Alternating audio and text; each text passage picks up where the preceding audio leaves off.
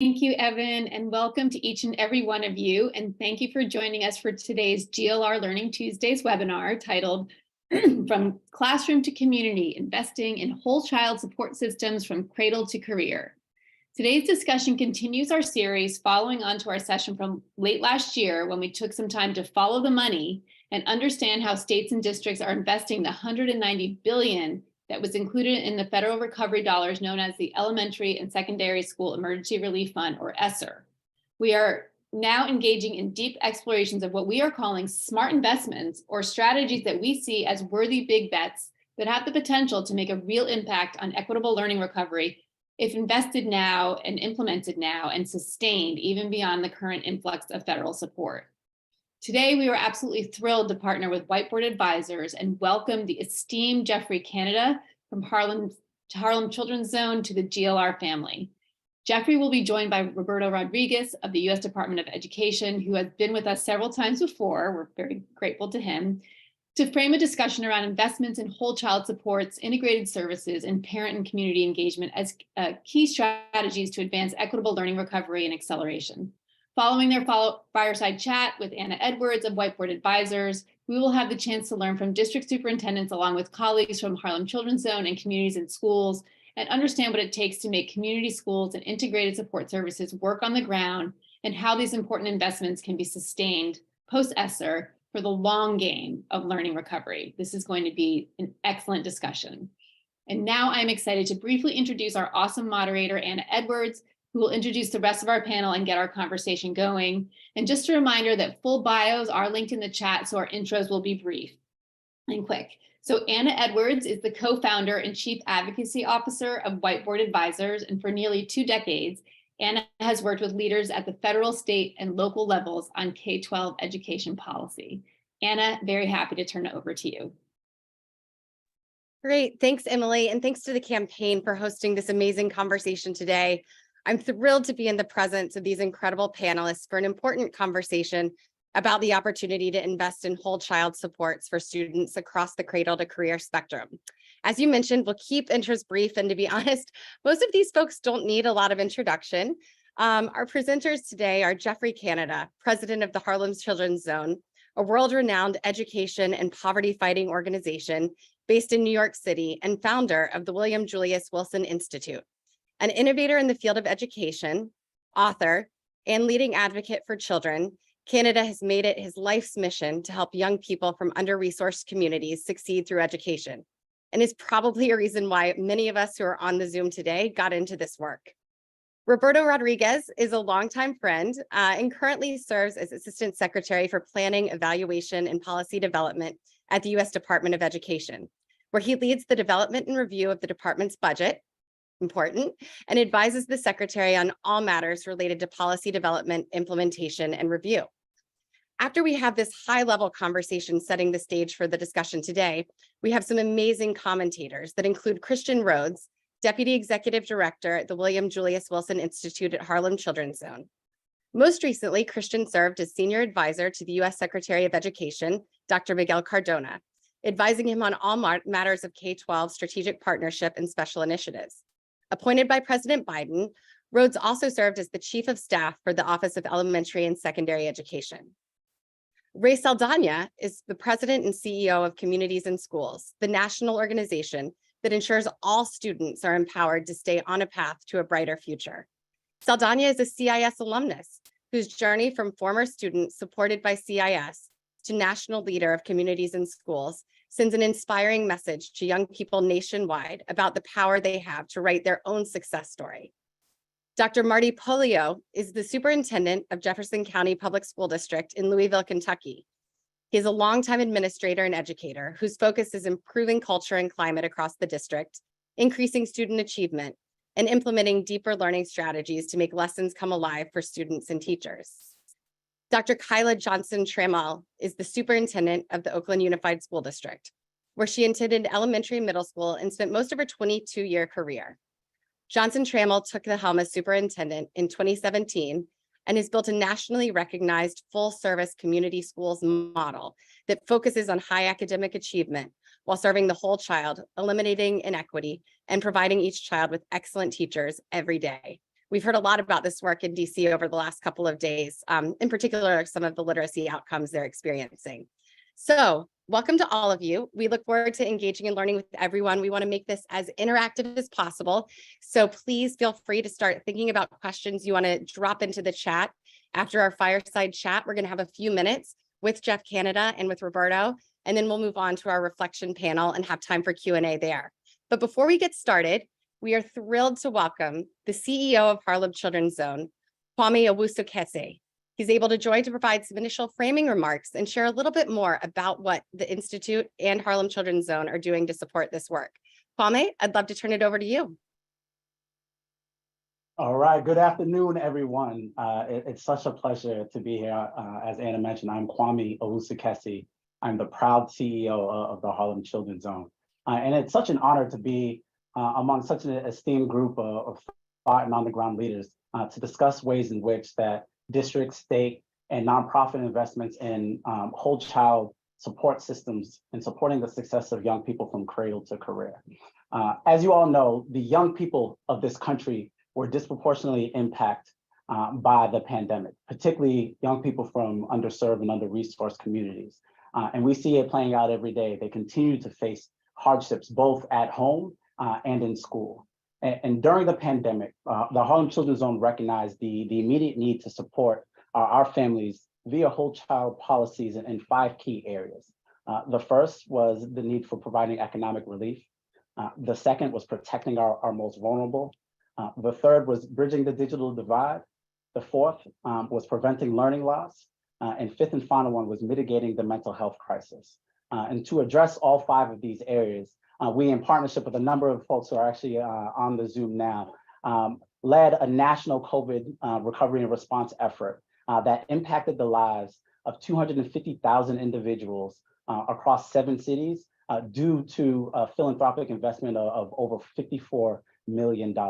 And that had such a profound impact on communities of color that were disproportionately impacted by the pandemic.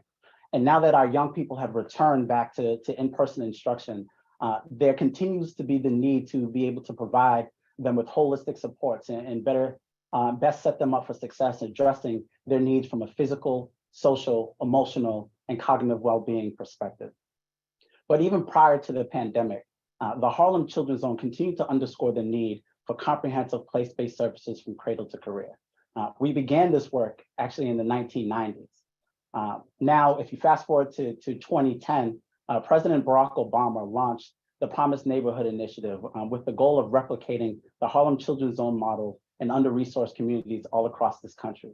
And now, more than 10 years from that period, over $300 million in federal dollars have been invested in this model. So today's webinar will outline the various opportunities that there will be to continue to make investments in whole child support services for cradle to career for students of all ages, and why it is important now more than ever to continue to make these investments. As Anna outlined, we have esteemed panels, a lot of thought leaders to be able to share their insights. I'm excited to learn from them, but most importantly, I'm excited to be in community with you all who are the leaders in this field. I'm really excited for the learnings that will come from all of the speaking engagements today, and I look forward to hearing from our speakers. Enjoy what you all are in for a treat, and Anna, back to you. Thanks so much, Kwame. Excited now to welcome Roberto and Jeff to the conversation. I don't think need further introductions, so would love to just go ahead and get started, Roberto, with the update from where you sit here in Washington. As mentioned earlier, the Department of Education has provided over $190 billion through ESSER funds to help schools recover from the impacts of the COVID-19 pandemic.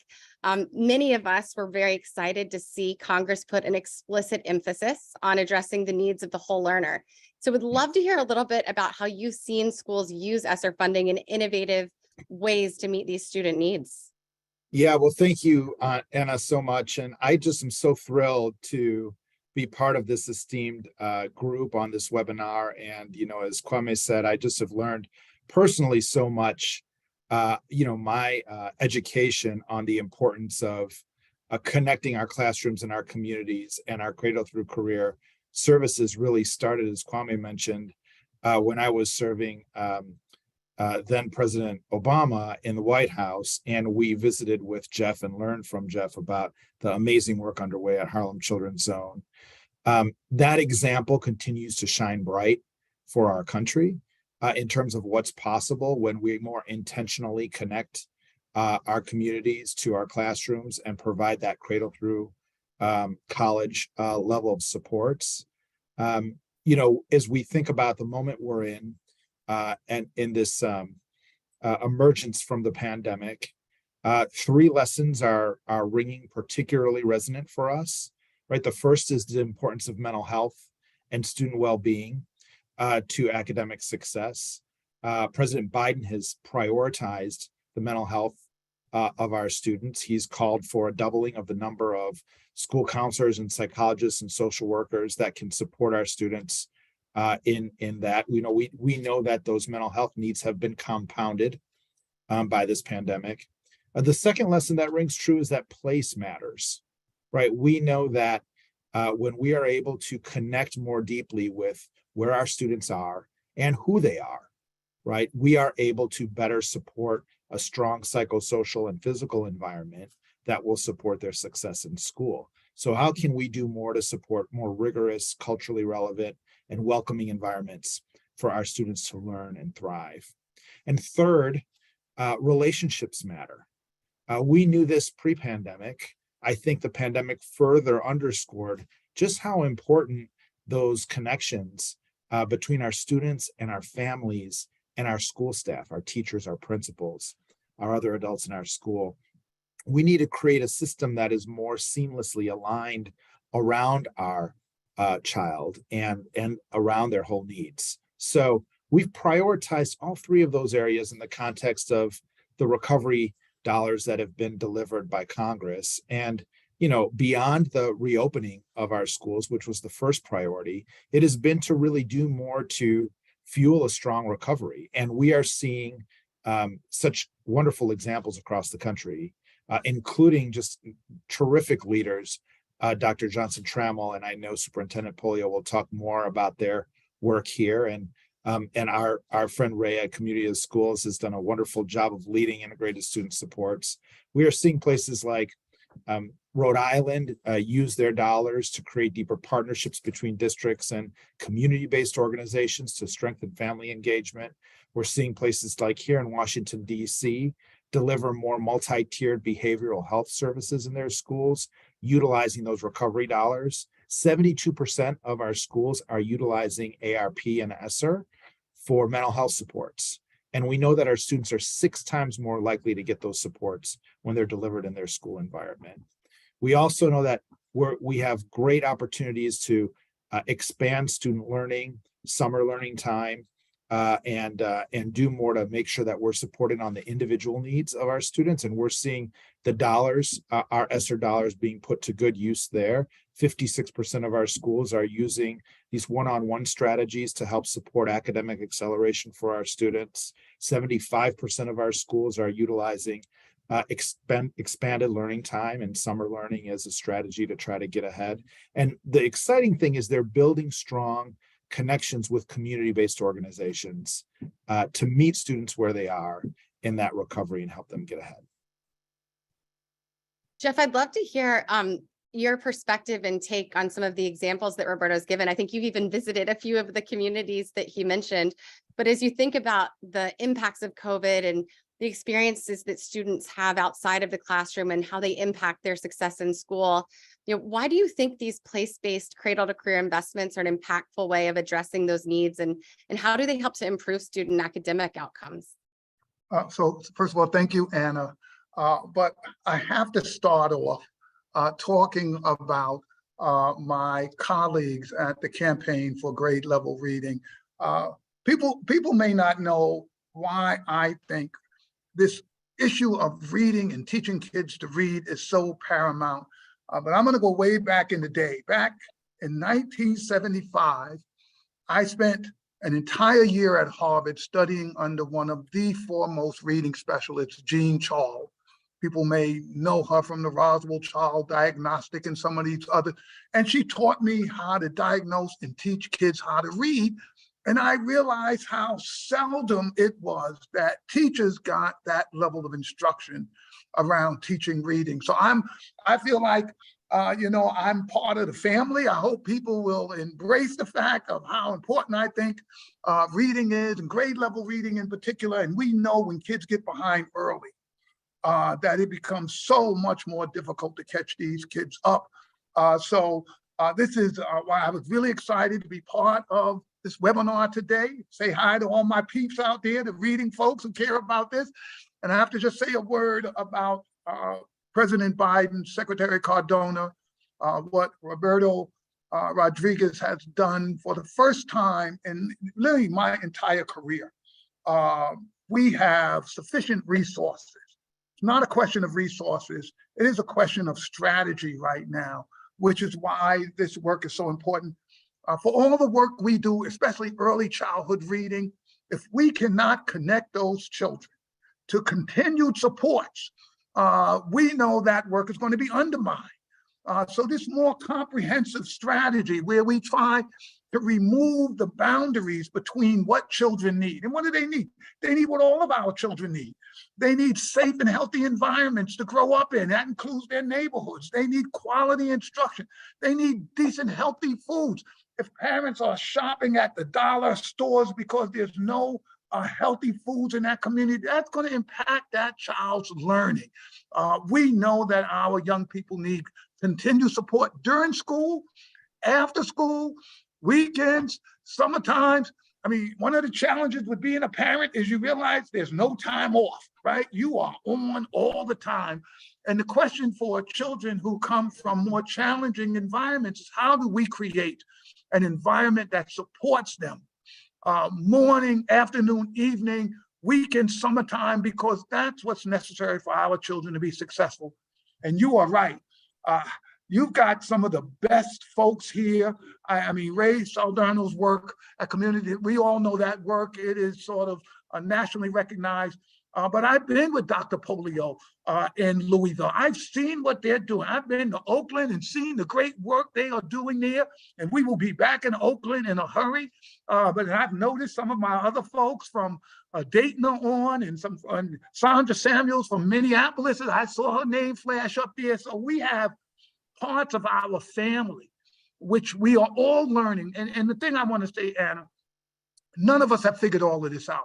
It's not like we got all the answers, but we're pulling together the components.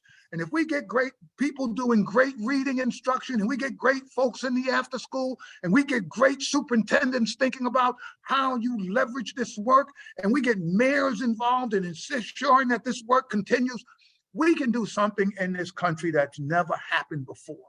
We could actually end generational poverty in place after place after place. I mean, it is possible. We are close.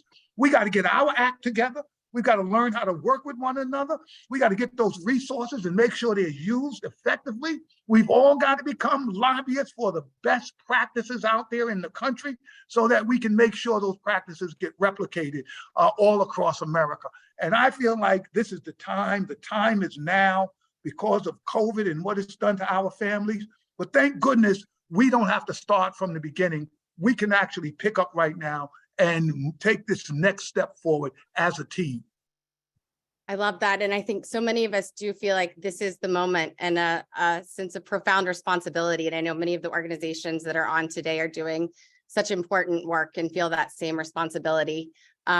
Roberto, I'd love for you to talk a little bit about sustainability. I'm coming off of 2 days with the Council of Chief State School Officers, Council of Great City Schools, and there's a lot of talk about how to make sure that there's sustainability of these programs and investments even after ESSER wraps up in 2024, or maybe there's some extensions. But I know the Biden administration released its FY24 budget earlier this month, requesting $90 billion in discretionary spending for the Department of Ed, 10 billion plus increase, and would love to hear about how you all are thinking from the administration about using new funding streams to support some of the work that started with ESSER, has been continued with ESSER, and some of those priorities.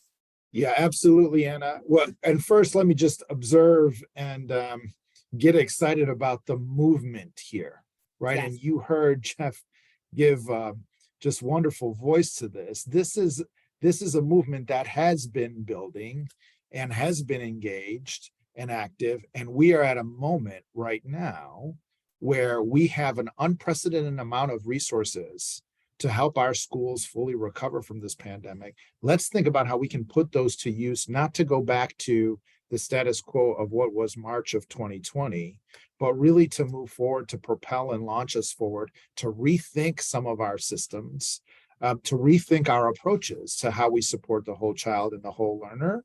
And that is what that is what illuminates and activates us here at the Department of Education. We really want to be provide the resources and the support and the technical assistance that can be the wind at the sails of so many leaders out there in this work.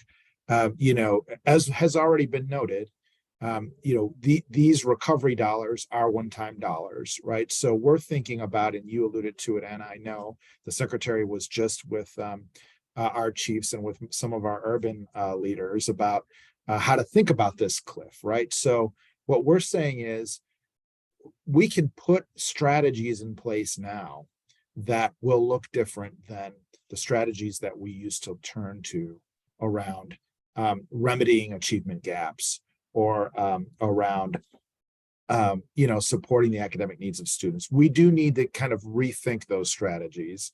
And then we need to continue forward with a robust investment in the budget moving forward so that we can keep that momentum going on closing those achievement gaps and on closing those opportunity gaps in our system. And so that's what the president's budget is all about.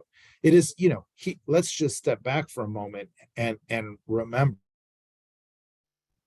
historic increases in supporting education and supporting the needs of whole learners. I mean, the first budget put forth was at a historic level. The last budget we just announced last week is as you noted, a 14% increase over current spending levels. That means that we are looking for new resources and programs like Promise Neighborhoods. We want to expand that program. $106 million is what we've called for. We want to be able to have a new competition and provide more grants there. We're expanding funding for full service community schools. Our budget there would serve hundreds of new schools there, trying to look at how we can wrap together integrated student services with expanded learning time and collaborative leadership for our students. We're thinking about our 21st Century Community Learning Center program, our after school program, a $1.3 billion funding ask there. And then we're asking for new resources in areas like mental health, right? Where we know the historic bipartisan Safer Communities Act delivered $1 billion to start to get going on turning the corner on that challenge of getting more mental health professionals in our schools, building up that infrastructure. We've asked for $578 million from Congress for our mental health programs. And that's on top of our EIR program and the investments in Title I, over $2 billion increase in Title I, and Title III for our English learners and our multilingual learners. So it's going to take a robust level of investment. We need those new strategies put in place and put into action for the whole learner. And we need to make sure that we're investing more, not less, in our education system to be able to get there. Jeff, I'd love your thoughts on this idea of sustainability. Some of the funding streams that Roberto mentioned. I know you were a big part of getting Promise Neighborhoods off the ground when they first launched and the funding for that program. But as you think about ESSER funding and one-time funds, what do you think district and community leaders should be thinking about in terms of sustainability or other ways to bring partners in and making investments now that can pay off into the future? Would love any advice you have for folks that are on. Sure, Anna. So I want to handle this in two parts.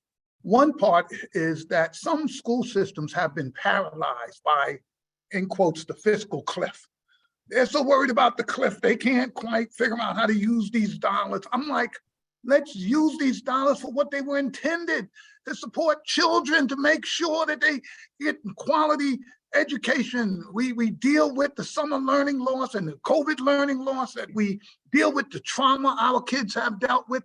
I just want folks to just quit worrying about that cliff, so it's paralyzing them from acting right now. Our kids need action right now. Now, Having said that, I know people like, easy for you to say, Jeff, but what happens when these dollars run out? Well, this is what I've been saying to folks. Part of our job, and part of this is not just the schools. I'm talking to everyone in this webinar who's listening to this. Part of our job is to begin to go to our philanthropic, our business community, our foundation community, and say, this work must continue. It is not going to end when this funding ends. And we can't suddenly go back and say, oh, these kids are now fine. Any of us who know anything about trauma, it's not like it goes away in a year. This post-traumatic stress that kids and families are dealing with is going to stay with folks for 10 or 15 years. So if we care about communities, we do, and about children, we have a responsibility to say to folks, this cannot end. The supports, kids are suddenly not going to need after-school supports. They're not going to suddenly sort of need counseling. I don't need counseling anymore. Everything is fine. We've got to make sure in partnership, and here is where I think one of the challenges. Schools are going about this on their own, which is great. They've got the money, but they can't continue to do this on their own. They need us. They need champions out there saying to folks, hey, what's going on in that elementary school is great, and we got to make sure it continues even when the federal funding slows down. That is work that we need to do right now, and all of us should be doing an inventory. What exists in our community that we know needs to be directed at these issues. I'm just left the meeting talking with a bunch of business and other folk, saying to them, I was yelling at them even louder than I'm yelling at you all. Part of the responsibility, if you care about this country, if you love America, part of your responsibility is to make sure that we bring in supports so that this is not just left on, the Department of Education, and when that money sort of ends, the services end. Our kids are going to need this for at least another 10 years. It is at a minimum 10 years, and we've got to be thinking right now, how do we ensure this continuity? And by the way, I'm not putting the public sector off the hook, right? We're a funny sector. You can get the biggest investment in the history of education and no one says thank you. I will guarantee you, people haven't gone in, oh, thank you so much for doing this. Other places, they get resources like that. They're celebrating, they're doing things. We've got to prove that the investment was worth it, that it mattered for children. And we've got to also say to not just the administration, but to the Congress, we need this public dollars to continue. And that we have to speak from states that they call blue, from states that they call red. It doesn't matter. We need to all say, this support for public education has to continue, and these dollars can't simply dry up, even as we're looking for other dollars. Love that. And I know a big part of it is going to be storytelling as well, which is why we're excited to have district leaders on today, because we have to show that there are outcomes for the investment. And I think that there are a lot of leaders that are ready to do that. And that's such a great point. I'm seeing a few questions pop up in the chat, and I can only imagine how many folks have online and through Facebook for you guys. A couple that have come up. One that was really interesting from Axel Amon Rivera. Thank you for this. Coherence. So with funding flowing through multiple federal, state sources, what advice do you have for folks on the ground that are trying to bring coherence to these initiatives and funding streams? How do you break down the silos and work collaboratively together in the spirit of communities and schools? Roberto, Jeff, I don't know who wants to go first, but would love your take on how to make sure that there's coherence in the system. Well, I will say it is about making sure we're focused on the data, right? So we here at the department are collecting data on a regular basis from our states, and they're connecting from local communities. Every single community has a plan for the use of these dollars. And I share the urgency that Jeff mentioned too. There are urgent needs now. Our students need support to be able to accelerate academically, to catch up. They need those mental health and student well-being services.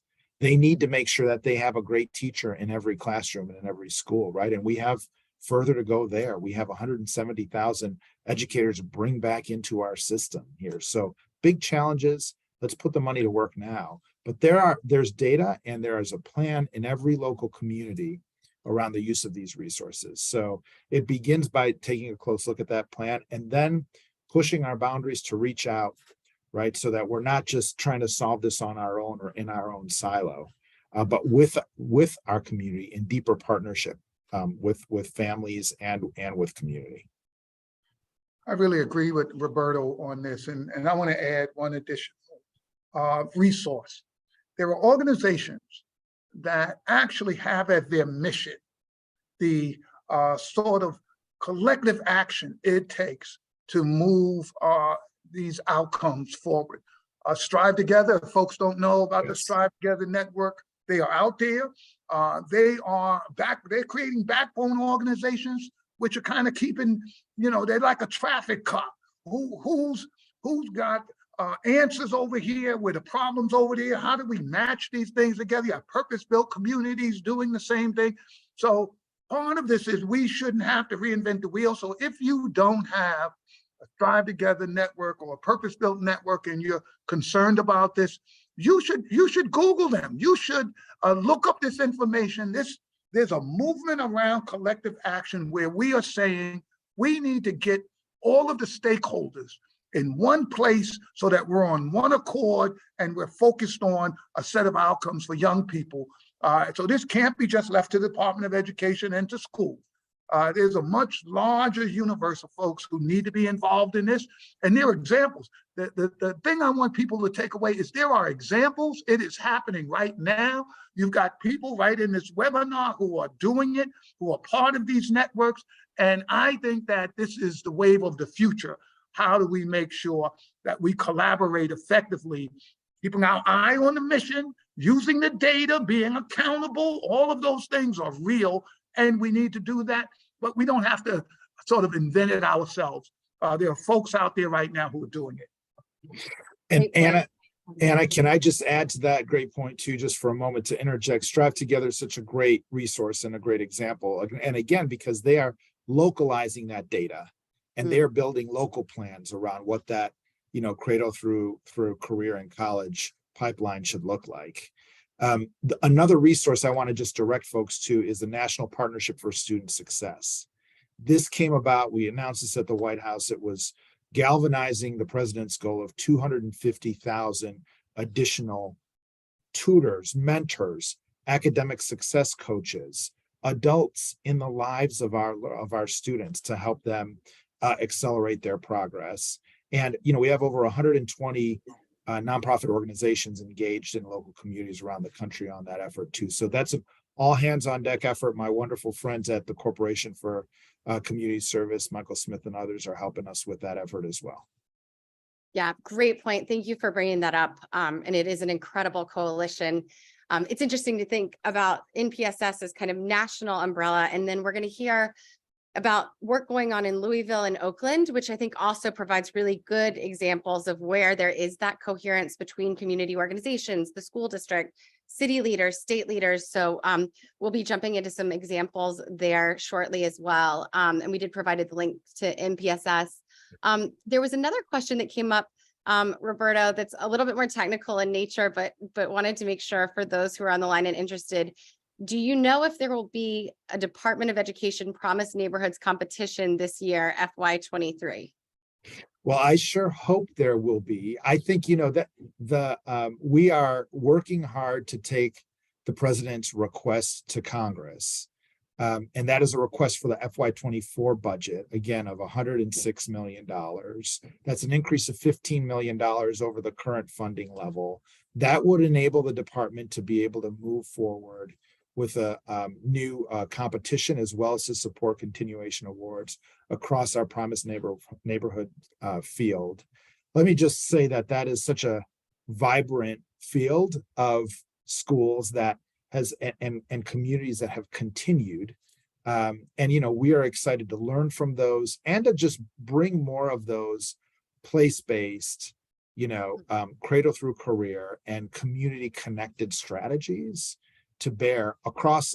Promise is not the only place to be able to fund those projects, but we would love to see an increase from Congress in this more recent budget from Promised Neighborhoods. So I would just encourage folks to make their voices heard to that end with your members. Definite advocacy opportunity there. Well, with that, thank you so much, Jeff, Roberto. I think we're going to hear actually now about some of this work going on the ground, both with communities and schools, with Harlem Children's Zone, and with the incredible work in Jefferson County and Oakland Unified. So thank you so much for joining us today. Jeff, I think we're going to get to keep you for a little bit longer so that you can join the conversation. And Roberto, thank you again for joining. Thank you, Anna. Great. And please continue to post questions. Great questions and engagement so far. I love seeing all of the conversation in the chat. So we'll let everyone come on. Great. Dr. Johnson-Trammell, great to see you. And Dr. Polio, do we still have you on? Let's see. Just looking at who's on here. Okay, great. Hi, Christian. Perfect. So I think we'll shift to some reflections now. I know that gave us a lot to think about in terms of the stage with all of the federal funds available, emphasis from the department, new opportunities for funding, and a call to action, we'll say, from Jeff Canada on how we could all work together. I'd love to start with you. Kyla, you're the superintendent of Oakland Unified School District. The mission is to build a full service community district focused on high academic achievement. I know in our prep call, you mentioned how the state of California has provided some resources and that you received the largest grant in the state of California for the community schools. And you're doing a ton of work there. Would love to just hear how things are going on the ground, the resources that you've pulled in, and some of the outcomes that you've started to see and how this is helping your students. Sure thing, Anna, and good afternoon, everybody. It's wonderful to be here and to talk about two of my favorite topics, community and literacy. One of the reasons why I took the gig in Oakland is because I had the pleasure 12 years ago of helping to develop our mission and vision, which is we've been on this journey of becoming a full service community school district. And really, I'm trying to think about how we center communities and schools together, not just to provide wraparound services, but really to close opportunity gaps. And it's almost been a blessing that it was a journey that we were on before COVID, because I think a lot of our infrastructure allowed us to accelerate many of our partnerships and resources when we were in what I call not necessarily a moment, but an era that we're just trying to figure out how to best support students and communities. And so partnerships and this notion of relationships is something that I would say we're still learning. And one of my biggest reflections, and I'm going to talk about two of our partnerships in a minute, is the level of organizational mindset. It's a shift in how you're thinking about leadership, I would say, as a superintendent on down. I think for bureaucracies, it's a lot to sit in discomfort and just claim that our organizations weren't designed to educate all kids, that there's a lot of bias built into systems. And so you have to be willing to sit with community and hear hard truths in order to be in a solution-oriented space to move work forward. And so it's a constant learning in terms of how you have to lead your organization, in terms of how you set table, to not just bring your ideas and ask community, do you think this is good? Great, we're going to keep going, but to really co-design together. And so two areas where we've done some work where we actually are having gains. And I love the idea that Mr. Canada talked about. I do think we're in a moment where you have to have courage, faith, and imagination, but it has to be balanced with sustainable strategy and relentless focus on goals and metrics. It's not just about inputs, but it's also looking at your outputs and seeing, where these wonderful ideas and collaboration actually making a difference on the ground for students, families, and communities. So one, we've really developed a lot of focus on school-based health clinics. We have 16 in our district that touch all of our middle and high schools. This is work in terms of infrastructure that's been like a decade long. So really working with partners like Kaiser, our Alameda County Health, and our schools, everything from MOUs, looking to how we're going to share data, really braiding funding from the county level, from the private philanthropy, and also from our school system. And so that allowed us to leverage ESSER dollars. Because these health clinics were in our schools well before COVID, they allowed us to accelerate community-based clinics for testing, for vaccination. They allowed us to accelerate being keyed in on a lot of the mental health issues and challenges of our community, particularly our Black, our Latino, Latina, immigrant, Indigenous communities, where you have to think about language, right? You have to think about fear in terms of mental health and who's going to be the best connector to get the services to where folks need to be. And so we were really able to move.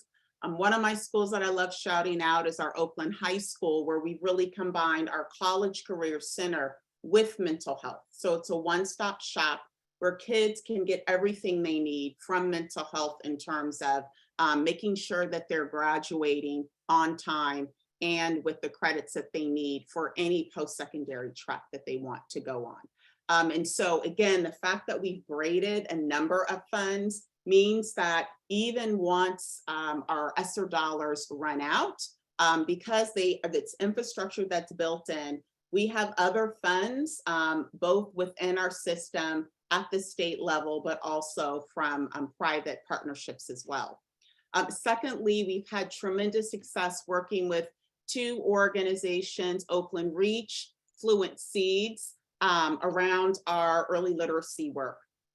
During the pandemic, speaking of courage, I just decided to redo our strategic plan, mainly because I was so worried that we were going to be succumbed by crisis and we weren't going to be thinking about what do we need to do in the next 15 years. And so we have 4 pillars: early literacy, empowered grads, joyful schools, and a diverse and stable workforce. And so with Oakland Reach, even during the pandemic, they helped us to set up virtual and in-person learning hubs. They have been a powerful, powerful partner to really empower our parents. Lakeisha and I have very spirited conversations around things we're not doing well. You know, how can we partner together? When we came out of the pandemic, that evolved into what they call literacy liberators, which are really high dose tutoring. It's kind of Oakland's remix on high dosage tutoring. So really recruiting parents from the community, largely of color, to provide small group instruction and one-on-one tutoring to our students of color. Now, initially when we started, we only had half of our tutoring staffing full. So, you know, their staff came together with my staff, like, look, what help do you all need? We see you all are struggling with COVID. And so they really helped us in terms of doing the grassroots recruiting so that my human resources team could focus on the onboarding. As we continued, we saw gaps such as, well, who's doing the orientation and the induction for these tutors so that they're well set up with the schools to provide. So again, some of the things that get to the idea is great, right? The courage is great, but then you have to stay with the partnership to work through your strategy, right? To think about the long term, to think about how to take it from a pilot to scaling up, and then to look at the results. So we're all looking at our formative assessments and seeing, you know, are more of our kindergarten kids finishing and knowing their letters and sounds? And so our data is showing us that this approach is working. And now we're looking at trying to have a parallel model in terms of numeracy. And so again, I can't speak enough about, I don't think there is a way for us to get out of this moment without actually building systems through like partnerships and relationships, and really not only breaking down silos at the school level, but the system level. Schools can't continue to do this on their own. And so it really does require how we're thinking about funding and partnering across sectors, healthcare, right? Education, city, and really, as Jeffrey Canada was talking about, advocating to, right, many of these businesses, it is their responsibility to give back and to help to invest in these communities, right? So that we have healthy workers and communities in the future. And so thinking strategically about the best place to use some of those dollars.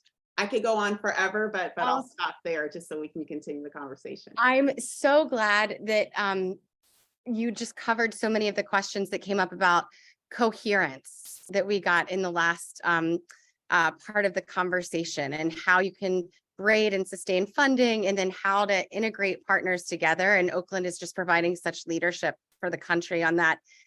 Jeff, I know you were just in Oakland and spent some time there. Do you have any thoughts that you'd like to share on the importance in particular of some of the physical and mental health investments that Kyla mentioned in Oakland? Yeah. So I think, Anna, that people have totally underestimated the mental health trauma that has happened in the most disadvantaged communities. We know that trauma has an impact on children, even in utero. Toxic stress, we understand the impact that has on their learning ability, on their health, but we have never had the universal trauma that we have, our children have lived through. And then you add to that, this is an American tragedy, that we have school shootings that happen routinely in America.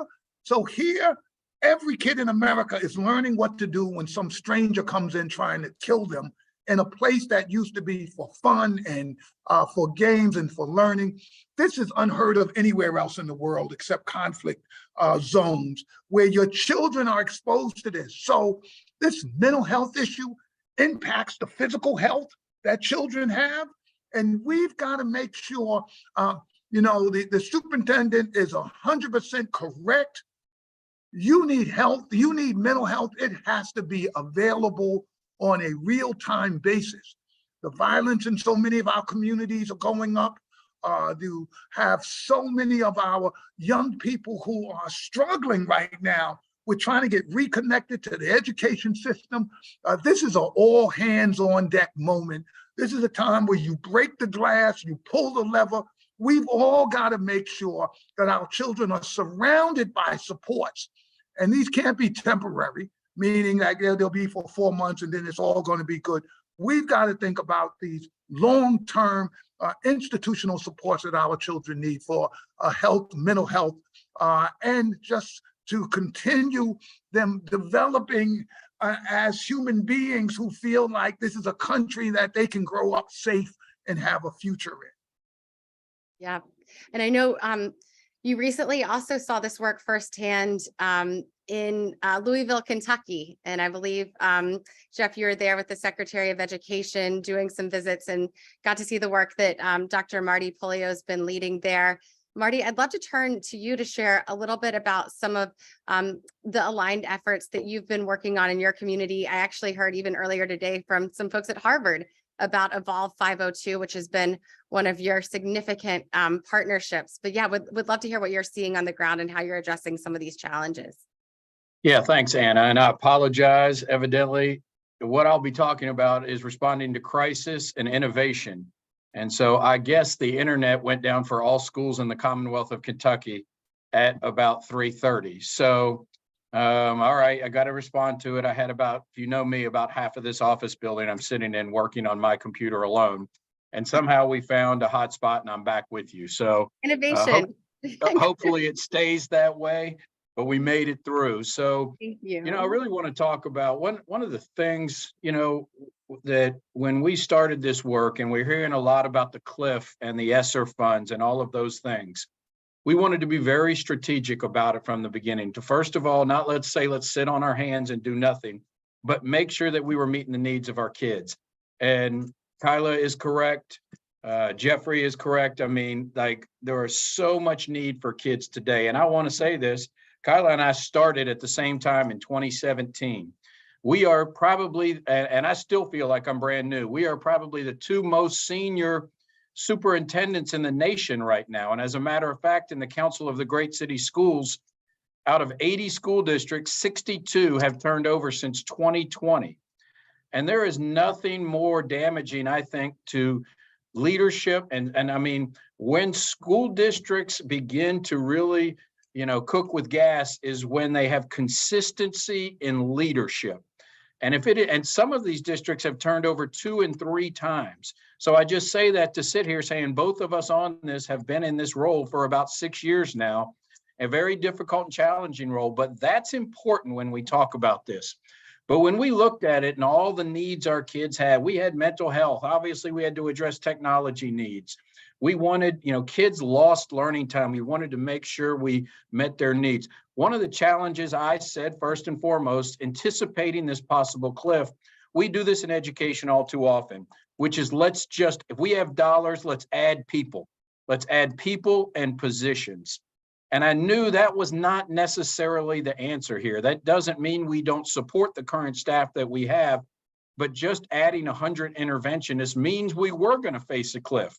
So we had to think innovatively in the approach that we took in meeting the needs of our kids. And I just said, let's look at it from a very base level. We got to get our kids in front of teachers more often. So first and foremost, we got to get our kids to school. We have a national crisis around attendance. And if we don't dig into that as a nation and say, we're not going to be successful, if 40% of our high school kids are chronically absent, there is no way to catch up a kid that is behind. It's impossible. And so we got to get them to school, but we've got to get them in front of certified teachers as much as we can, getting engaged in fun activities and instruction. And so when we first started this work, we thought, all right, that concept of bring as many kids as we can to our buildings. And let's bus them into our buildings. Let's get as many as we can. Let's get as many teachers and replicate school. Well, what we found out was a lot of kids, especially after school in the summer, really didn't want to come back to our school buildings and do the same things that they were doing during school. So we had to think innovatively of it. And so we had this group, which is, I think, a model when it comes to community engagement called Evolve 502. It started as a promised scholarship where every one of our kids were a promised scholarship. When we, in March of 2020, and we had raised money, every JCPS kid gets at least a 2-year college scholarship to move on. But this board, the operating board of Evolve 502, when we went into COVID and just said, you know what, we want to help the district in any way we can. And that was the first big step. These were community leaders who just said, let's meet on a weekly basis on Zoom, figure out a way to help wherever we can. Through that process, the ESSER dollars came in, and I engaged that group, that committee, and said, let's work together on how we can spend these funds. We will use the ESSER funds within the community. We need Evolve 502 to be our partner in this. We established a committee within that group. And essentially what we did is said, yes, we're going to bring a lot of kids to our schools, but what we're going to do is tap in to what we now call community hubs. So if a Boys and Girls Club has 100 of our kids coming in after school or in the summertime, they would be a community hub. If a local church is having camps where kids come in and what we found was we right now have 110 community hubs in the city of Louisville where high poverty kids, and they love to go there. That's where they feel at home. And so we said, how about this?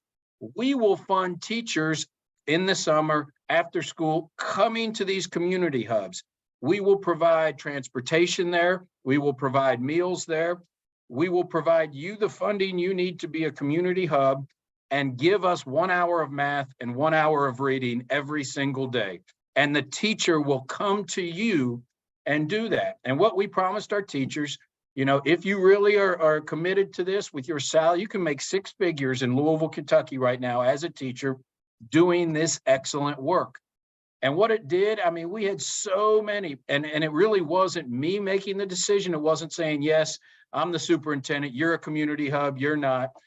This committee, we got together and said, here is the benchmark we have to have. We trained them on some of our curriculum on literacy and math too, so that they could support it. And here's where the real big thing came in. We had a data sharing agreement with all of our community hubs. So it is really, and that was a challenge. I mean, we had to take our lawyers and bring them dragging, kicking, and screaming all the way. But both sides, both of all 502 and JCPS. But what we said is, this is too important, guys. The hubs have to have data on how the kids did on their MAP assessments with us, so that they can tailor their work towards them. And then we need to have data back that said which of our kids went there, how did they do, how many hours did they spend there, so that we could adjust. And so right now is what we have is the thriving community hubs that kids go to every day after school, and really in the summertime, where they love to go there because they can play basketball, they can do art, they can practice music, they can do the things they love to do.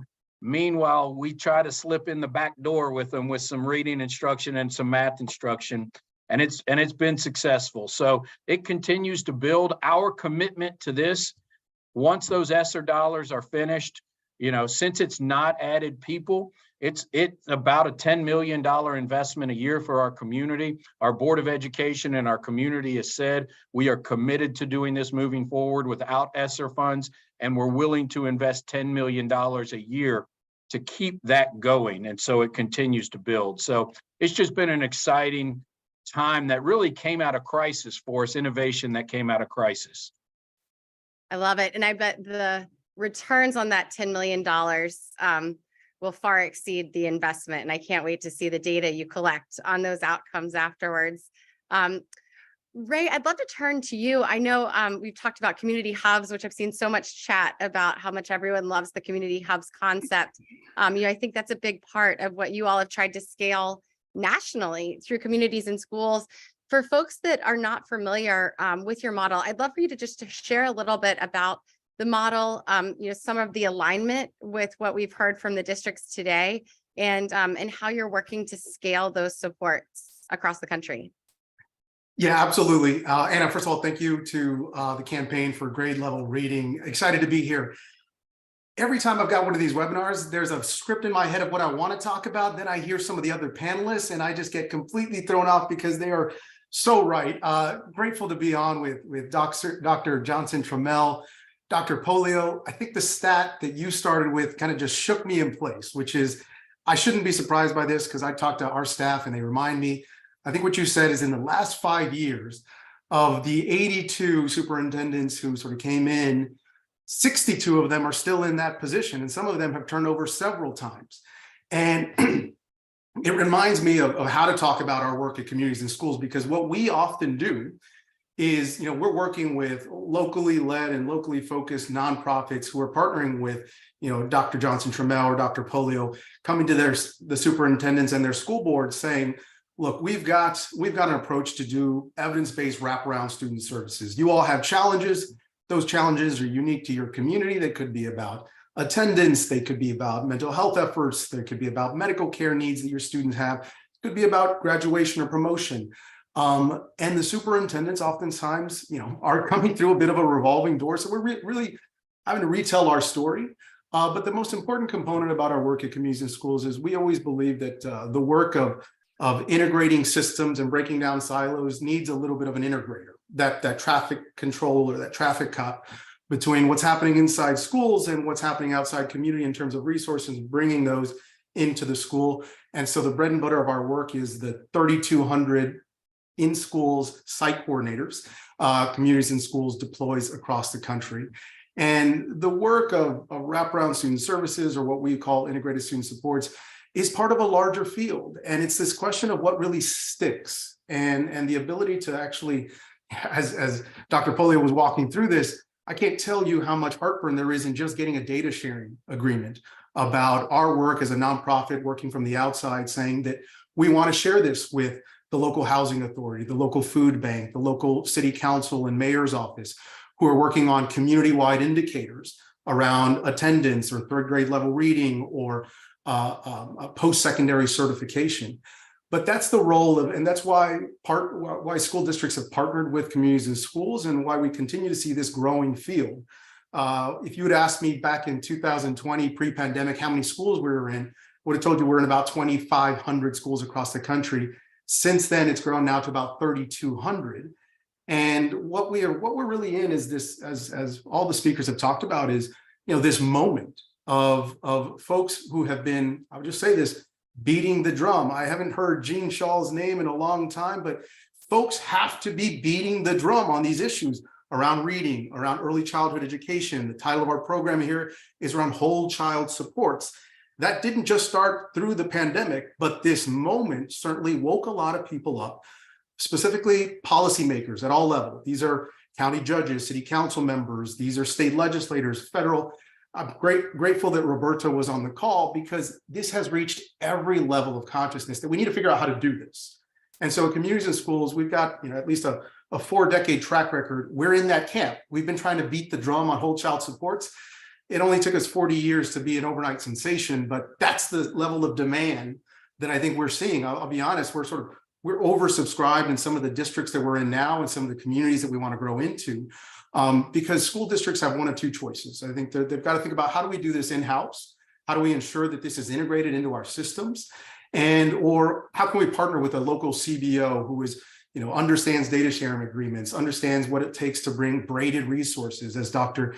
Johnson Trammell talked about. You have to be good at these things if you're going to be able to sustain, for the same reason that Jeff Canada talked about, is this is not going to be a year, 2 year, this is a decades-long campaign. And you think about a continuum of care, these are the stakes. I mean, I'm talking about this because it's so personal to me, having gone through not only communities and schools myself. So I had a site coordinator in my high school through communities and schools, but I've been in these communities that we often talk about, under-resourced, first generation, and there are a lot of places for our students to slip. There are a lot of holes in the safety net, that if we're not connecting these, and we believe that communities and schools, you do this at the best place possible, which is inside schools. But if you don't have good partners at the leadership level, whether it's superintendents, legislators who are willing to fund it, we can't come to that agreement. I think we're there. I think that beyond just a movement, this is a moment that is meeting its time. And there's nothing more powerful than an idea whose time has come. And grateful that we've got leaders who understand the evidence base, the research, the data that's necessary for us to show, so that we can sustain long-term to our stakeholders, whether those are our school board members, the legislators, the policymakers. We need to make superintendents look good, just like we need to make mayors look good, just like we need to make sure that our systems are speaking to each other, whether those are, again, the local housing authority that needs to connect with the students, or the basic services of mental health or medical care services that are existing in a community. All of that, student needs a PhD sometimes to navigate those systems. What we try to do at communities and schools is bring this, a caring relationship with a staff member, focused not just on case management, but how do we have whole wide system impact with a staff member inside schools. Thanks, Ray. Jeff, I'd love to hear your take. I know you were just in San Antonio recently, Ray's hometown, and had the opportunity to see some of the communities and school sites. You also, as I mentioned earlier, I know we're recently in Kentucky, and so got to see firsthand some of the programs that Marty talked about. When you think of cradle to career, I'd love to hear about how you've seen those strategies in San Antonio, in Louisville play out, and where you see the opportunity to scale them. So I think you've chosen some really good examples of this, and Dr. Johnson Trammell's City, Oakland, they're also in this cradle to career group. So let me tell you where we find the biggest challenges and where folks are working on the solutions. There's a huge challenge if folks don't have a relationship with the K-12 system. And this is critical. And I think the leadership at the superintendent's office is absolutely critical. Ray, I am as stunned as you are hearing those numbers from Dr. Polio. When he said that him and Johnson Trammell started in 2017, I was like, oh, they're the new kids on the block. Oh no, everybody else is gone. I mean, that is stunning, but it shows you why this work is so hard. You started with somebody, they leave, they don't want, the next person doesn't feel the continuity is important. It undermines the work. It takes another year and a half to get the relationship going again. So where I have seen this really work is where you have honest brokers, folks who have relationships in the community, relationships with the K-12 systems, relationship with city government, who can continue this work regardless to whether or not the superintendent or the mayor is there or is not there. Our work, if people had looked at our work after 5 years, they would have thought it was not working. It takes a while to get this stuff going, to establish the relationship, to build the staff, to gain the confidence of the children and the families.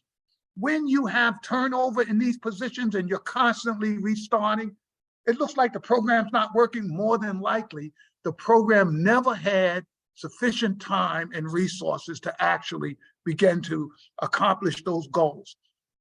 Where we have seen, and we have seen great programs, the work Ryan is doing in San Antonio is terrific. It is critical. Dr. Polio, as soon as I heard about the work he did with Evolve 502 and the data sharing agreement, I had to stop him. I said, wait. Everywhere I go, they tell me why they can't do data sharing. And you've done it? You just did it? He was like, yeah, we just did it. I was like, well, why won't everybody else just take this example and say, if they can do it in Louisville, why can't we do it in the communities and the cities we work in? Because without the data, you don't have accountability. And where we want to drive outcomes, we need to know that what we're doing actually is connected and it's working. So this idea that we need layers of buy-in. You need community buy-in, you need school buy-in, you need buy-in at the superintendent's level, and you need buy-in at the city level. And in one of those places you lose your key constituent, the other places have to fill in. The community have to say, oh, no, we're not starting over. This thing really matters. Parents have to speak up, children have to speak up. And I think the important thing, Anna, is that there are now places we can point to. As soon as I heard about their work at Evolve, we were there right away. Like I said, we're going to be in Oakland. Someone would give me the date of when we're going to be there, because the work going on there is really important for the nation. Here's one of the biggest challenges we have, and I tell folk all over the country, the only business that doesn't need patent attorneys is education, because you can't give away a good idea. People find a good idea and they just won't do it. They just will stay with something that has not worked. We have examples of good ideas. We have examples of powerful programs that are producing results for young people. We should all embrace them. I mean, absolutely. Christian was with me. We were in Spartanburg, South Carolina. I saw one of the best early reading programs I've ever seen in my life, and I've been at this business 45 years. I told them, I'm a good guy, I believe in God, but I am a thief when it comes to good ideas, and I'm going to steal that idea and take it back to Harlem. There's stuff that's working right now, and we need to find it and replicate it. Amazing. And it looks like Christian shared your date. So you'll be there in April in Oakland. Before we get to some of the amazing questions that are coming in about accountability, reporting requirements, IEPs, Christian, I'd love for you to talk a little bit about what Kyla raised with the concept of braided funding and where you see opportunities for sustaining investments. You were at the U.S. Department of Education when ESSER was released, and I know you focused a lot on giving guidance to districts and states on these considerations. Would love some of your reflections on what you've heard today. No, thank you. I feel a little bit like Ray, and I tell people mostly I have the unfortunate job of coming behind Jeff. I thought I was going to get away from that because he was early, and then he just jumped right in front of me again, and here I go trying to bring up the rear. But two things that are critically important, right? Good leadership transcends the issue or topic. So Dr. Polio, he may or may not remember, but I called him when I was a senior advisor to the secretary and said, hey, listen, on this school reopening thing, tell me a little about what you're doing in Kentucky and in Louisville in particular. He said, look, I'll make the right decision for kids and I'll deal with the consequences as they come. Dr. Tramell Johnson, I was on a phone call with you and the mayor at the time, talking about some of the good work. I think it was Oakland Promise. when I was with the secretary. So I am not surprised that here again on this webinar, you two are here as leaders and examples of what this work looks like across the country, and just an acknowledgement, not just in your longevity, but your ability to innovate and focus on what matters most as students. You know, school districts in particular are some of the best crisis managers in the country. A crisis happens and they find out a solution to solve. And COVID was the biggest crisis that any of us in our careers have really ever dealt with, because it happened at scale. It happened to every single kid in our district, not just, you know, in one school here where you have to shut down for a couple hours, or this community where there's a fire. It was the entire district, entire country. And so we saw during COVID was collaboration was a requirement. You know, there was no questions about, do I need your help? The answer is yes. We'll figure out, we'll use the emergency procedures process to get through all the red tape. And what we've seen now is some of that red tape picking back up, but I love the examples that have been provided here that it can happen. And the guidance that we provided when I was at the department, and now at the Institute that I'm helping share across the country with Jeff and our colleagues at the Harlem Children's Zone is, hey, listen, there are great examples, exemplar communities who are doing it right. We happen to have two great ones here. I'm thinking about Dallas and the Child Poverty Action Lab, who's aggregating data collectively, just like Dr. Polio talked about in Jefferson County. I'm thinking about Spartanburg, South Carolina, who is figuring out in their town how to get the business community engaged and talking about how to best support this work, not just all on the backs of the school system or the ESSER dollars, but the braided funding. And Jeff mentioned it early on. I think Roberto mentioned it too, that, you know, the Promised Neighborhood Grant was designed as a replication of the HCZ, but it really was designed to help all the right stakeholders sit down at the table and think about, how do we sustain this effort? So that $30 million investment was just the investment, but there's a sustainability clause in each of those grant applications. It requires a school district, it requires business partners, it requires in-kind donations from nonprofit partners. So there are great examples of what the work. At the Institute, our job under Jeff and Kwame's leadership is to think about how to best share these best practices across the country. So that we're not just coming to a webinar hearing about it, but we're going across the country. It is not by accident that every place that you've mentioned as an exemplar, Jeff, the Harlem Children's Zone, the William Julius Wilson Institute has been there and seen it in person. Because now we can actually say, no, it's not just the Harlem Children's Zone that's doing this great work. We have Sandra Samuels of the Northside Achievement Zone in Minneapolis, who has been leading this effort across the country. In San Francisco, we have our partners at Meta, the Mission Economic Development Agency, who has been leading this work for 10 plus years in the Mission neighborhood in San Francisco. So the answer here is not about resource, and it's not about whether or not people can do it. It's whether or not we're providing the right foundational support. So I do have to shout out Ray. We were in San Antonio, his hometown. He pulled up. He was the mayor of his town. I say that jokingly, Ray. But when he pulled in, the thing that was most amazing about San Antonio, the work that was happening, I think it was I want to say the East Side, I might be wrong, the school district, but the superintendent had made a decision. This is a relatively small district, but made a decision in San Antonio that it wasn't good enough just to have a community and schools coordinator in one school. They did it school-wide, the whole district, every single district got it. You know why? Because every student in that district needed these type of supports. Now, the question is whether or not, and they use ESSER dollars as a foundation, but we're right now in San Antonio and in that community thinking about how do we best raise the additional resources so that they don't have to shut that down as a fiscal cliff comes. And I think that's the benefit of being in community like this and breaking down the silos that our colleagues here are doing an excellent job of doing. Amazing. I'd love to turn it. I have so many questions, but I'm looking at some of the questions that have come in from the audience. So in our last few minutes here, just to raise a couple. One interesting one on early learning. And as we think about the cradle part of Cradle to Career, I know, Kyla, you mentioned when we were prepping for this conversation, some of the work you've been doing on early literacy in particular, but would love it if you could share a little bit about the role that a focus on early learning and kindergarten readiness has played in preparing students in your district and how you've engaged parents in doing that. If you don't mind sharing a little bit about kindergarten readiness and your thoughts there. Yeah, I mean, I think like most districts, really trying to get laser focus on where you need to focus in the system to really get to that third grade proficiency, which was an issue, let's be clear. Everything we're talking about was an issue before COVID. And now it's just become exponentially more challenging. And so we have a wonderful executive director of early childhood. And so even during COVID, we were doing like virtual visits, right? And helping families. It's a lot of just awareness building of the importance that transitional kindergarten isn't playtime. Like this is real joyful work, nonetheless work for kids.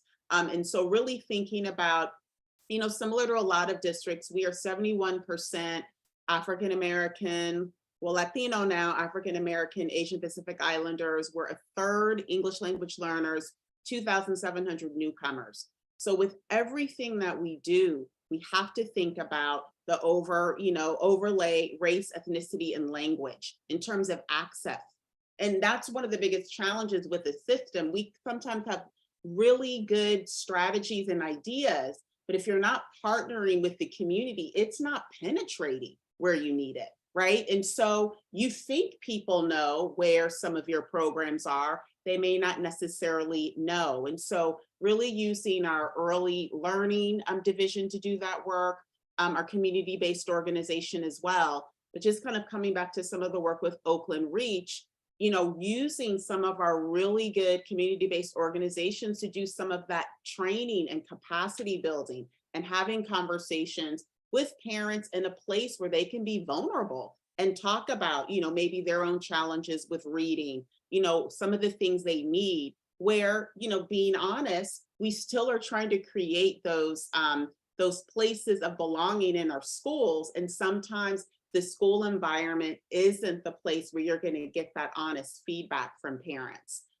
So that is also just as much a part of the strategy as the curriculum and the instruction and the tutoring. Love that. Marty, anything you'd add on early learning and the role of parent engagement in the process? And by the way, the campaign just posted a webinar. Please feel free to fill that in while the panelists wrap up the conversation. But yeah, Marty, anything on early learning you'd want to add or parent engagement? You know, I think Kyla hit it on the head. We've used a lot of our ESSER dollars as well to have parent engagement evenings, nights, trainings, specifically on things like curriculum. I think all too often, you know, we don't let parents clearly understand what their children are learning, how they can help them at home, how they can support them. So we've really had a focus on doing those things with our dollars as well. But I think she hit it on the head. Great. And one of the questions that came in, Joe Robertson, I think it's really interesting to think about accountability and reporting requirements.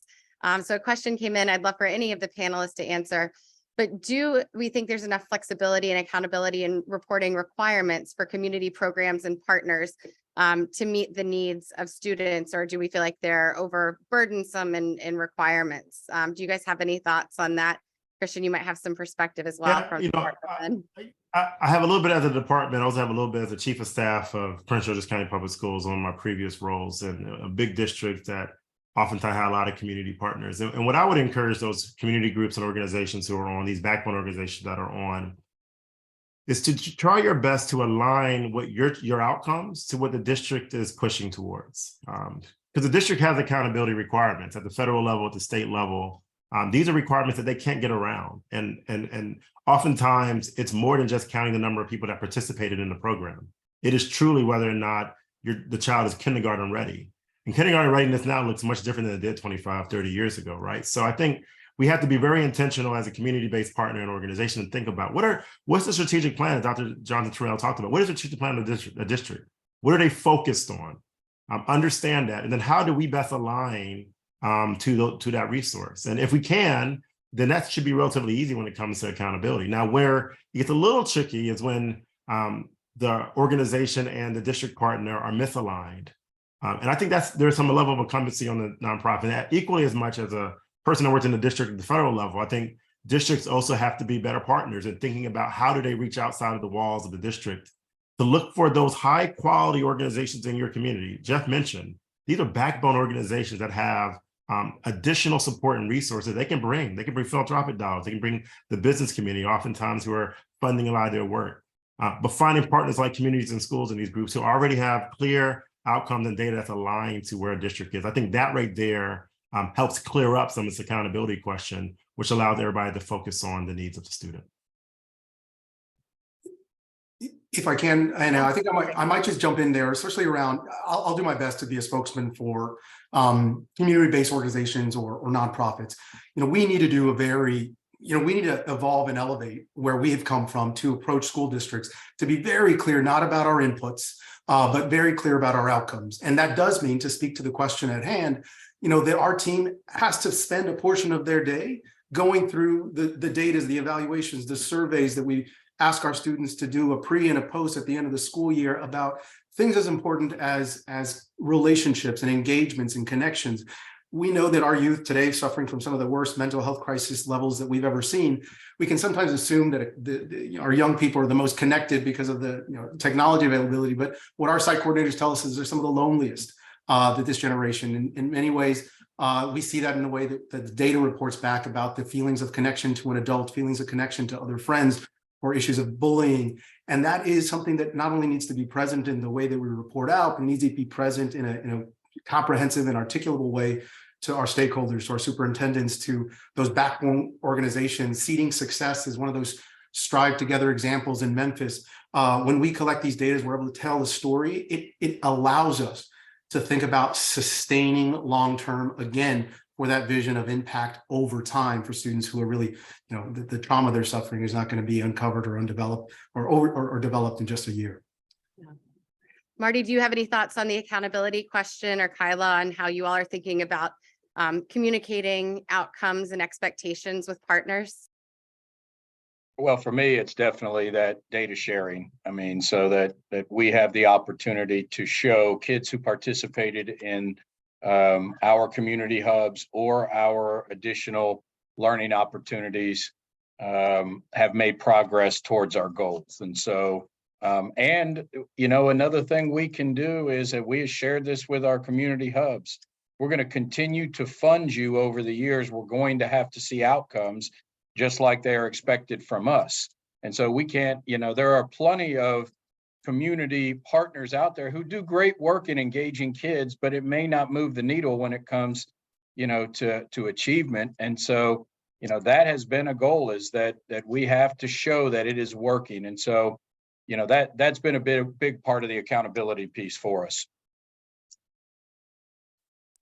Wonderful. Well, I think in our last few minutes, would love to Jeff, maybe turn it over to you if you would kind of share your wrap-up thoughts. I think we'd be remiss if we didn't ask for your reflections as you've heard the conversations today, and any last pieces of advice for all of the leaders that are on the line thinking about this important issue.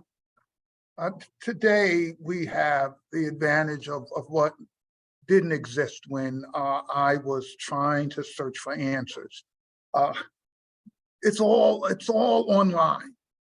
You can search for what Dr. Polio is doing. You can search for what Dr. Johnson Trammell is doing. You can search for community schools.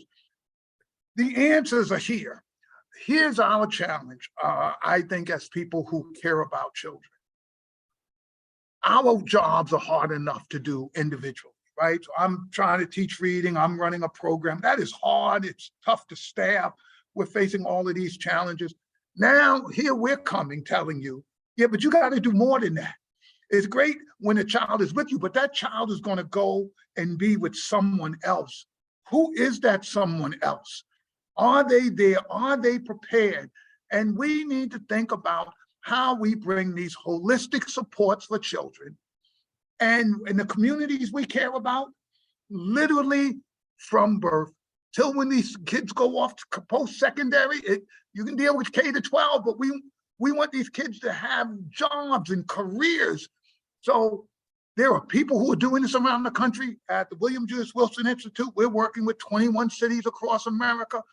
You've got community and schools throughout America, and they are all focused on doing these comprehensive supports to children and families. We should make sure every resource is in the communities that we represent. You don't have a community school in that community. There's a website. I know Ray said, Jeff, don't give us any more business. We can't handle the business we're doing right now. But but that's okay, right? The problem with success is that people find out about it and they need to do this. The promised neighborhoods, the 21st century schools, let's use the federal dollars, but more importantly, there are city and state and county dollars, which can also support this work. We need to be sharing the good news with other people. Don't keep it to yourself. Send it to your mayor, send it to your county exec, send it to your governor. Say, hey, why aren't we doing this in our community? These folks seem to have it going on in Oakland and San Antonio and Minneapolis. We want the same thing in our community, and undergirding all of it is grade level reading. I want to just make sure we come back to that. It's not like we've solved that problem. That is critical. The science on this is becoming clearer and clearer, but it has to be embedded in a comprehensive supports for children and families that includes their physical health, their mental health, how their communities are experiencing violence, how schools are dealing with the trauma children and families are bringing in. This is a time for us to collectively come together, search out what's best in education and social services, bring it to our community, and let's applaud those folks who are on the front lines doing this work every day, trying to keep this country a great place for children and families. Wonderful. I can't think of a better way to end today's program. Thank you to everyone who's been on. Thank you to everyone who was a panelist and a commentator.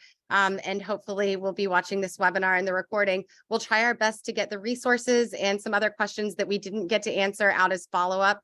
And I think everyone's feeling really inspired and hopefully a sense of opportunity to partner and to think about how we can support students. So thank you again to our panelists. You all are incredible. To Jeff for being with us today, and to the Campaign for Grade Level Reading, of course, for being such an amazing convener. Thank you, Anna. This was a great session, and just want to remind everybody, we posted in the chat so you can register for upcoming sessions. I just want to highlight early April, we have 2 sessions focused on high dosage, high impact tutoring.